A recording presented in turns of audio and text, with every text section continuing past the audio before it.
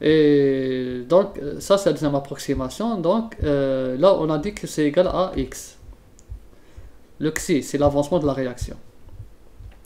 Donc là, je vais revenir à la constante d'acidité. Donc, j'ai écrit Ka est égal à x au carré sur Ca.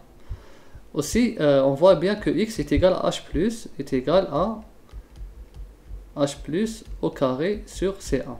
Bon, j'ai mis le x, l'avancement de la réaction, pour comprendre, d'accord? Donc, ce n'est pas la peine, la prochaine fois, on fait directement le h plus. Donc, Ca et h plus au carré est égal à Ka fois Ca. H plus est égal à Ka fois Ca puissance 1 demi. Maintenant, on va déterminer le logarithme. D'accord, on va déterminer le pH. Le pH, c'est égal à moins log de H plus. Donc, on va faire moins log de H plus, ici, est égal à moins log de Ka Ca 1 demi. Et une fois qu'on a développé, on obtient cette relation. 1 demi pKa moins log de Ca.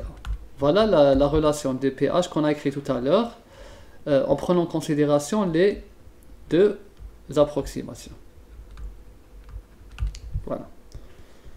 Donc, en appliquant les deux approximations, on obtient cette relation. Maintenant, on applique directement pour l'acide acétique 1 demi. Donc, c'est 4,7 moins log de 0,05. En principe, c'est ça. Je vais revenir vers l'exercice. 4,7005. Voilà, c'est ça. Et j'obtiens une valeur de pH est égale à, c'est un acide à 3,0. Là, voici. Donc là, c'est le CH3COOH. Voilà le pH de l'acide acétique.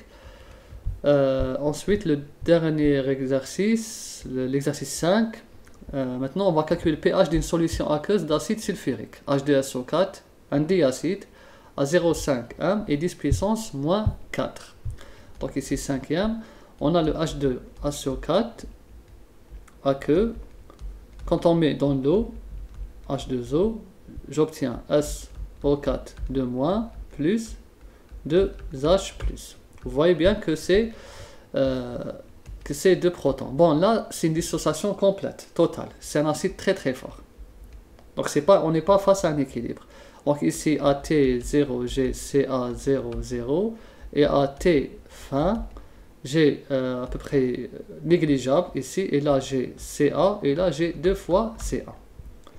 Donc, ici, quand j'applique le pH, c'est pas le pH, c'est le pH d'un acide fort est égal à moins log de 2Ca.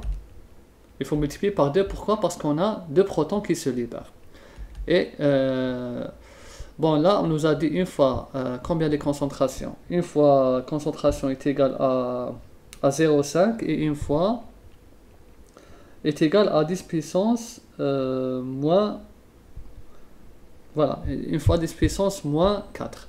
Donc, bon, ici, je vais écrire là, c'est mieux. Donc ici, la concentration Ca est égale à 0,5. Donc j'aurai pH est égal à moins log de 2 fois 0,5. Voilà. Et je vais obtenir un pH est égal à 0. Il y a un pH 0. Là, ça veut dire que c'est très acide. 2 fois 0,5, c'est 1. Log de 1, log décimal de 1, c'est 0. Et une fois le Ca est égal à 10 puissance moins 4. Je remplace pH est égal à moins log de 2 fois 10 puissance moins 4. Et là, j'obtiens une valeur de 3,7. Voilà. Donc, c'est-à-dire là, on voit bien que la concentration, quand elle augmente, d'accord, le pH diminue, c'est clair.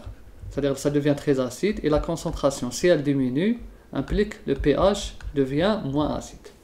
Voilà, donc la concentration, elle joue un rôle sur le pH de l'acidité, le pH du milieu. Par exemple, l'estomac, le pH de l'estomac, il dépend de la nourriture. Si on mange trop acide, Donc, on ressent certaines brûlures d'estomac. Pourquoi? Parce que le pH a diminué dans l'estomac. Le pH de l'estomac se situe entre 1 et 3 jusqu'à 4. Tout dépend de la nourriture et de l'heure, du moment de la journée. Quand on mange trop acide, plus l'acidité de l'estomac, ça va augmenter l'acidité de l'estomac. Et là, parfois, c'est des problèmes de brûlure d'estomac, et ça peut induire même l'ulcère à long terme. Donc voilà pour voir l'influence de la concentration sur le pH d'un milieu. Donc voilà, c'est la question 5.